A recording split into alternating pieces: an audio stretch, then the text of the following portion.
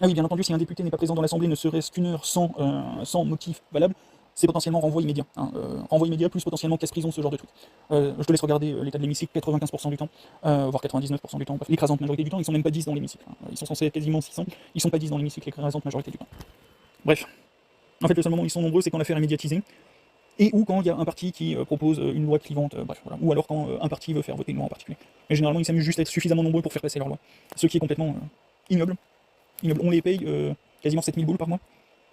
Et encore, c'est 7000 boules à l'époque où je m'étais un peu renseigné sur le truc, bref, voilà, il me semble qu'ils se sont réaugmentés, ces fils de pute. Ah, rien foutre, hein, réaugmenter, rien foutre. Ah oui, interdiction des conflits d'intérêts. Bref, de toute façon, on reviendra dessus un petit peu plus tard. Bref, donc voilà, l'Assemblée contrôle ce qui est fait par le président, sauf les trucs vraiment secrets, genre décision militaire, ce genre de trucs. Alors, l'acte d'entrée en guerre est validé par référendum, c'est pas seulement l'Assemblée qui va valider le truc, c'est le référendum qui va valider. Si jamais on doit entrer en guerre, je sais pas, par exemple avec l'Allemagne qui nous bousille notre économie depuis une cinquantaine d'années, ouais, bon, si jamais on doit entrer en guerre, référendum. C'est-à-dire que moi je serais d'avis pour aller nuque l'Allemagne, la totalité du territoire de l'Allemagne, on en fait une zone complètement irradiée, un Tchernobyl 2.0. Voilà, c'est. Moi, mon avis sur la situation, c'est ça, parce qu'on est dans le Troisième Reich. Hitler rêvait d'une Europe qui obéissait à tous les caprices de l'Allemagne, dans ses rêves les plus mouillés. Ce n'était même pas la moitié de ce qu'est l'Union Européenne actuellement. C'est-à-dire que, en dehors du fait d'envoyer des gens travailler, à son époque il n'y avait pas de machinerie développée comme ce qu'on a actuellement, en dehors d'envoyer des gens travailler, on était moins soumis économiquement à l'Allemagne que pendant Vichy que ce qu'on est actuellement soumis économiquement à l'Allemagne. Et là c'est appliqué à toute l'Europe, enfin toute l'Union Européenne. C'est-à-dire qu'il y avait combien de pays occupés par l'Allemagne? Pas 27. Bref. Ah oui, du coup, quand t'as à gauche les gens qui sont là en mode oui, c'est surprenant que Ursula elle fasse copain-copain avec l'extrême droite. En gros, Ursula c'est Hitler 2.0. Fais pas chier. Bref. Bon, retour sur le truc. Population. Le peuple est souverain, donc le peuple a le dernier mot, quel que soit le truc. Donc les décisions de l'Assemblée, c'est référendum, et surtout référendum d'initiative citoyenne automatique. L'Assemblée peut se. Alors, le peuple peut se regrouper en assemblée plus ou moins locale, donc ça peut être à l'échelle de la ville. L'exemple que j'avais donné il y a quelques temps, c'est on est dans une phase où on est en hiver. Les gens crèvent de froid, ils ont le choix entre chauffer la maison ou avoir à manger dans le frigo. Bon, ben, on sait qu'il y a, mettons, une dizaine de familles dans le quartier, dans le village, qui peuvent pas manger.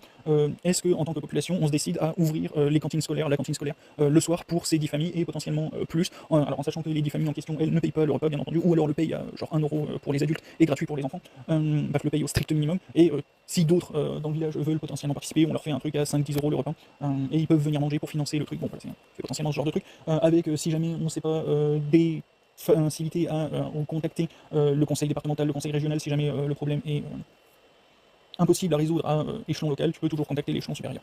Le fonctionnement de l'Assemblée fonctionne à peu près comme l'Assemblée nationale, donc tu as la population qui va se regrouper, tu vas avoir des professionnels locaux, les professionnels locaux qui sont compétents sur le sujet vont présider l'Assemblée et en gros servir d'équivalent de conseil scientifique. Si tu n'as pas de professionnels locaux, tu vas avoir des syndicats. Alors les syndicats, ça change légèrement sans changer. En gros, les syndicats, c'est des activistes, c'est des professionnels qui, pour chaque métier, tu vas avoir un syndicat à échelle nationale, et c'est un syndicat du métier. Et c'est juste que ces individus se rendent d'eux-mêmes disponibles pour aider le reste de la population à comprendre le métier. Donc par exemple, en allant se joindre, je sais pas, tu as une assemblée qui se passe dans un petit village et tu as besoin d'un. Je sais pas, moi dans mon cas, on n'a pas d'un. Si on a des. Il me semble qu'on a une petite équipe d'infirmiers qui s'est installée. Bref, bon voilà, on a besoin d'un dentiste, il n'y a pas de dentiste, bon bah t'as un syndicat de dentistes qui va venir t'expliquer le truc et t'expliquer par exemple, bon bah on a besoin, on veut ouvrir un cabinet de dentiste dans mon village, bon bah tu vas voir le village qui va se regrouper pour décider de comment va être gérée l'économie du projet et tu vas avoir un dentiste syndiqué qui va venir expliquer, bon bah voilà, nous on fonctionne comme ça, nous on est rémunéré tant, nous, voilà. Bref, on fonctionne comme ça, on a besoin de ça, t'as besoin, je sais pas, tu veux prendre une décision sur la gestion de ton parc floral, on va dire, de ta surface agricole. Tu vas avoir des écologistes, des climatologistes, bref, bon, voilà, tu vas avoir tout un tas de scientifiques qui vont être syndiqués, et le syndicat sert à ça, venir consulter la population ou, bref, venir en quête de besoin d'une assemblée populaire. Et c'est quasiment exclusivement à ça que sert le syndicat.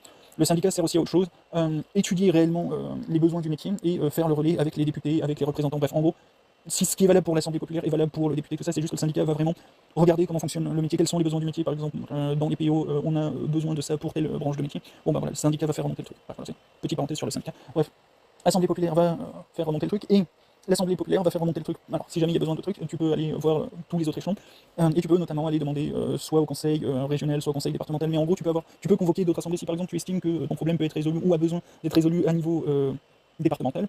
Tu vas regarder le conseil départemental qui va définir une date pour tout le département, ou alors qui va ordonner une date dans une semaine, je sais pas, une période, pour tout le département, pour parler du sujet, et tu vas avoir partout, à tous les échelons, une assemblée nationale, populaire qui va se faire, et on va avoir des retraits, on va avoir la consultation du peuple sur ce sujet.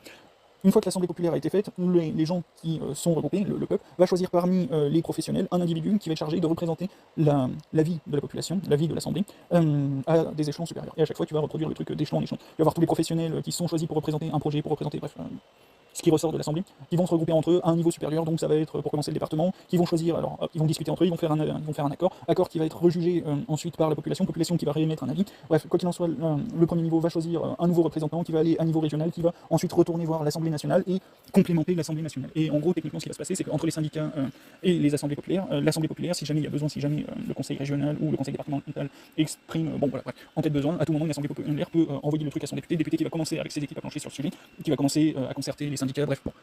Tu vois un peu le concept. Bref. Et donc du coup, voilà, normalement, le moment où les derniers élus de l'Assemblée populaire arrivent dans l'Assemblée nationale, normalement les députés concernés, les députés concernés, des régions concernées, des territoires concernés, ont déjà planché sur le sujet et peuvent déjà commencer à porter un début de projet de loi qui finit toujours par être validé par référendum. Normalement, dans l'écrasante majorité des cas, le référendum devrait être validé. Bref. Et donc du coup, ben voilà. Ah oui, si, l'économie. Oh putain, et j'ai 8 minutes, 4 minutes sur le x2. Donc du coup, il risque d'y avoir 3 parties. Ouais, bon, voilà. T'as une grosso merdo idée du fonctionnement. Économie. Maintenant que tu sais comment la société est censée fonctionner, que tu sais que chaque membre de la société est plus que compétent au regard de ce qu'est notre société actuelle, nationalisation d'absolument tout. C'est tout. Suppression des banques privées, nationalisation d'absolument tout, et gestion de la banque centrale par le peuple. Normalement par l'Assemblée, et encore une fois, le budget est toujours... le budget est toujours soumis à un référendum. C'est-à-dire que voilà, le budget, l'Assemblée décide de on veut faire ça, c'est soumis à un référendum. Le président et le Premier ministre plus l'Assemblée décident en gros un budget à proportion plus ou moins égale, et la population dit oui on est d'accord, non on n'est pas d'accord, sinon on n'est pas d'accord, on décrète à peu près une semaine de vacances pour tout le monde. Semaine de vacances qui n'est pas une semaine de vacances, c'est une semaine d'Assemblée populaire où tout le monde va discuter, va mettre son avis, et de là on peut en retirer des stats, la population est plutôt d'accord sur ça, plutôt pas d'accord sur ça, bref, l'ensemble de la population pense ça, et tu peux adapter ton budget à chaque partie du territoire. Si tu constates que, je sais pas, tout un département est du même avis sur telle partie du budget, et que tu constates que, bon ben, ça pourrait faire partie des propositions, y a pas de problème, bon ben, tu peux intégrer le truc pour tel département, on va orienter le budget de ce côté, étant donné que c'est ce que la population a demandé, bref, bon, voilà, tu fais le truc, et t'as ton budget global qui finit par être géré. Au pire des cas, ça prend un mois à sortir le budget, mais c'est pas grave, c'est un truc qui est fait pour toute l'année, on s'en fout, c'est pas grave si on perd 3-4 semaines sur le truc. Ouais. Normalement, une fois que la population est consultée, bref, encore une fois, le président, le Premier ministre et l'Assemblée, c'est là pour aller plus vite que si le peuple devait s'en charger. Et si, dans le processus d'aller plus vite, le peuple au final n'est pas content, ben, le peuple prend le temps qu'il doit prendre. C'est pas grave si le peuple prend son temps. C'est, encore une fois, la démocratie, c'est le pouvoir du peuple, par le peuple, pour le peuple. On s'en fout de rendre l'actionnaire content, c'est pas l'intérêt de Arnaud qui prime. Bref.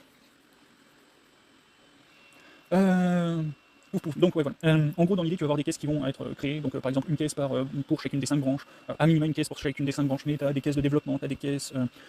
bref, tu vas avoir des caisses pour chacune des configurations possibles. L'exemple que j'avais donné, je ne sais pas si c'est dans ce record ou encore dans le record précédent, bref. Mais c'est par exemple le scanner, tu vas avoir une phase où tu vas avoir l'extraction des matières premières, tu vas avoir extraction ou achat des matières premières, tu vas avoir la transformation des matières premières, tu vas avoir l'assemblage des matières premières, tu vas avoir le transport du produit, tu vas avoir l'installation du produit, tu vas avoir l'entretien du produit, tu vas avoir le démantèlement du produit, tu vas avoir le recyclage du produit. Pour chacune de ces étapes, tu vas avoir une caisse en particulier, et bref, bon, en gros c'est une caisse pour chacune de ces étapes, pour chacune des branches, et en fonction du budget, encore une fois c'est pas que du budget, mais c'est en fonction des intentions de la démocratie, en fonction des intentions du peuple, tu vas avoir les branches qui vont, des caisses qui vont se créer, qui vont être supprimées, bref. Suppression des banques privées. Je sais pas si je l'ai fait, non techniquement je l'ai pas fait ici, et du coup je me retrouve encore avec 4 minutes pour expliquer le truc. Oui, je mets un x2, voire potentiellement derrière ça un x1,2 sur le x2, donc on est potentiellement sur du x2,5 à la sortie. Bref. Bon, bah tant pis, il y aura une troisième partie pour l'économie. Ce qui fait un peu chier. Bref, pas grave. Ça ou alors je referai un x1,2 derrière. En gros, actuellement, libéralisme, si tu regardes toutes les lois du libéralisme qui ne sont pas basées sur Dieu, ou un dérivé de Dieu, une rejustification de Dieu, donc la loi du marché, les lois du marché, c'est un dérivé de la main du marché, qui est elle-même un dérivé de la main de Dieu de Smith. Adam Smith a dit la main de Dieu guide tous les acheteurs. Derrière ça, je ne me rappelle plus, il a transformé ça en la main du marché, qui a été retransformé il y a un peu moins longtemps, en les lois du marché. Mais les lois du marché, c'est très exactement la même chose que la main de Dieu, c'est juste que c'est nommé autrement parce que 1905 est passé par là, et bon, bah, les sciences ont mis une grosse claque à Dieu, et Dieu est mort. Bref. Et la totalité des théories économiques se base sur Homo economicus. Homo economicus est un individu omniscient qui a connaissance de tout l'état du marché, et le marché ça concerne autant le prix du blé que le prix du pétrole, que le cours des puces mémoire pour DDR3 en 2024. Voilà. Ça concerne vraiment absolument tout l'état du marché. C'est ça le marché, hein, à proprement parler, c'est le marché mondialisé, c'est ça. Et donc Homo economicus, la totalité des trucs se base sur Homo economicus. Chaque participant à l'économie est Homo economicus, a totalement connaissance. Ça demande à ce que chacun des participants à l'économie soit Dieu. Et oui, c'est Dieu, hein, si tu as connaissance d'absolument tout sur la planète, c'est Dieu, tu es Dieu. Hein. Si tu as connaissance de tout l'état de la planète à n'importe quel moment de la planète, c'est-à-dire c'est pas tu fais une pause, voilà, on est le 4 juillet 2024, il est 23h12, je pose, voilà, à 23h12.